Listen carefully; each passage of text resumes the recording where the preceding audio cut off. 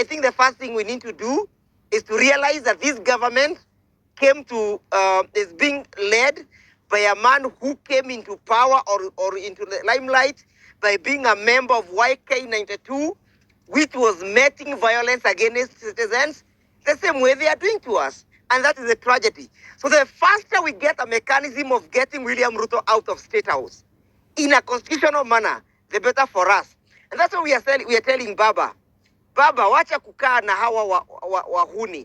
Kuja tuungane, we craft an impeachment motion, and we remove William Ruto through the impeachment. Because that's a constitutional mechanism that can help this country to start getting back to where it ought to be.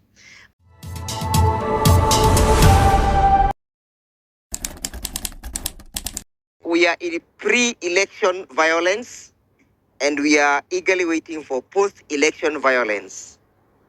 We are waiting for post-election violence because the government of the day has decided to use state apparatus to suppress any person who is viewed as having a contra position from what the minority in government holds. Today we attended a church in Muranga. We were in the company of Senator Methu, Senator Wambua from Kitui, Senator Nyuto from Muranga, Mheshimiwa Jane Kihara was there, Mheshimiwa Kagushia from Njeru was in attendance, Senator Seki from Kajiado was in attendance, Honorable Munyaka equally was in attendance, and many others. So we did our service very well, and we decided to leave. And as you understand, is that Muranga's photography is hilly, and the roads are very bad because they have not been maintained or built by this regime. So we were down in the steep, and so we drove up. And just as we were about to get to the road that had led us to the church, we found the police blocking the way. And they said we cannot use that road. And then we were engaging them. Why are you telling us that we cannot take this direction? I have said, Musiende Hivo, don't take that direction. That's all what you were told. Then Gafla bin Hu, tear gas all over, and live bullets. Actually, if you watch some of those clips, you'll see a police officer bedding. That police officer is bedding to pick a cartridge after he had fired.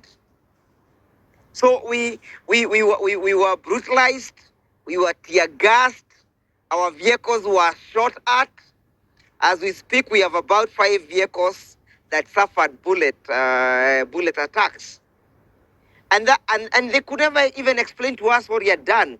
So unfortunately, they pounced on on Mheshimiwa Munyaka, because after smashing his windscreen, he could not be able to see, and therefore his driver was being careful in the manner in which he was driving.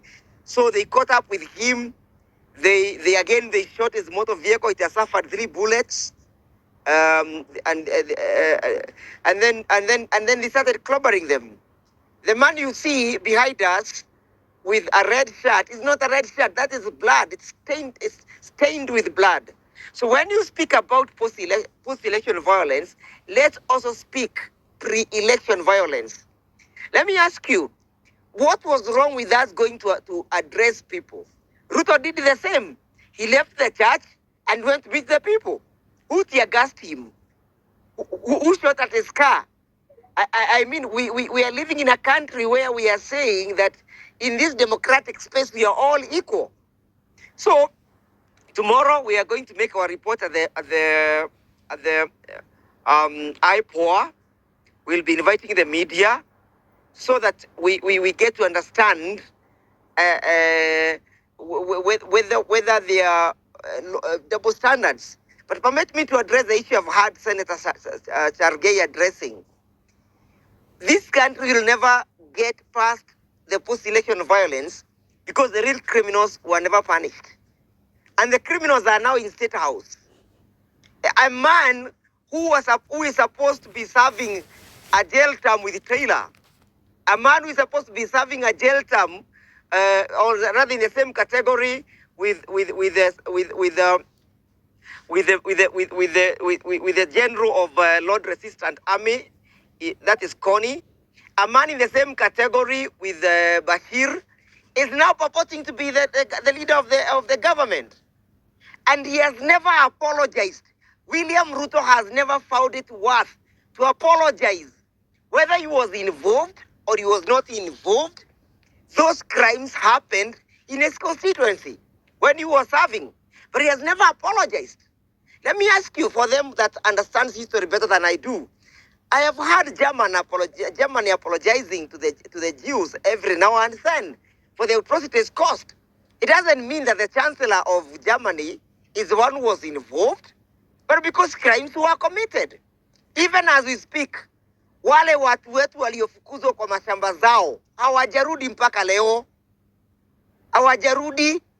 Those guys who evicted them are still farming on their land. That's why you can see the question of the sanctity of the title has been watered down. Kama mtu atakuja kufukuza kwa shamba lako na hakuna hatua itakayochukuliwa, mtu ataheshimu title namna gani? So to me, I think the first thing we need to do is to realize that this government is being led by a man who came into power or into the limelight by being a member of YK92, which was meting violence against citizens the same way they are doing to us. And that is a tragedy. So the faster we get a mechanism of getting William Ruto out of State House in a constitutional manner, the better for us. And that's what we are telling Baba. Baba, wacha kukaa na hawa wahuni. Kuja tuungane, we craft an impeachment motion, and we remove William Ruto through the impeachment. Because that's a constitutional mechanism that can help this country to start getting back to where it ought to be. As I yield, for now we are just having a merry-go-round, debates after debates, but there is no action we are taking. If we are not going to take actions to prevent pre-election violence, we may never have the ability to protect or to prevent post-election violence. I yield. But will be also good for you to clarify, because you as the united opposition, we've heard from Kalonzo that we are preparing and we are collecting evidence that we'll proceed to take it to the ICC. So it will be also I will take it as very infelicitous remarks when you say that he is in the same state with Taylor in terms of appearing before the ICC or being sentenced by the ICC, because he's not been sentenced by the ICC. Yes, let me clarify, Dibal. Tell us. There is evidence that William Ruto is involved in the war that is taking place in Sudan through the RFS. We also understand that one of the general is now a candidate before the ICC. If our ammunitions is finding its way into Sudan, and it is assisting the operationalization of the war in Sudan, the man at the helm is to answer for it, and that is William Ruto. And for those who are collecting evidence, and perhaps the evidence is not just even being collected here in Kenya, because as long as he has put his hands in the cookie jar and is assisting the genocide that is taking place in Sudan, I think the ban for the fairness of this conversation. No. Let me finish. You cannot allow. You are going to, You cannot allow. Isn't it true you that cannot William allow Ruto is involved in that war? Njeru. Let me finish. No. You cannot. Let me you finish, cannot. Senator. The ban. You cannot allow. You can allow. You cannot allow. We were having decent and hygienic conversation. Senator Cherargei, this is From not the Senator Cherargei, let me Senate. finish. Can you keep your It's not mouth about shut? being the Senate, but it is to be the fair to audience. Keep your mouth. You